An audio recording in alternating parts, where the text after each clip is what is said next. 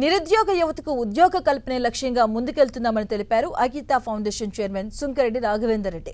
నాగర్ కర్నూలు జిల్లా కల్వకుర్తిలో అకితా ఫౌండేషన్ ఆధ్వర్యంలో మెగా జాబ్ మేళా నిర్వహించారు. జాబ్ మేళాలో 68 కంపెనీలు పాల్గొన్నాయి. జాబ్ మేళాకి 2500 మంది నిరుద్యోగులు హాజరయ్యారు. ఉద్యోగాలకు ఎంపికైన 230 మందికి ఆఫర్ లెటర్స్ అందజేశారు. రంగాలకు సంబంధించి 68 కంపెనీలు హైదరాబాద్ నుంచి ఇవాళ ఈ యొక్క జాబ్ మేళాకు రావడం జరిగింది. సో దాదాపుగా చూసాం మనం గత 3 వారాలుగా ఏదైతే అన్ఎంప్లాయ్మెంట్ మీద వర్క్ చేస్తున్నామో ఐక్యతా ఫౌండేషన్లో విద్య,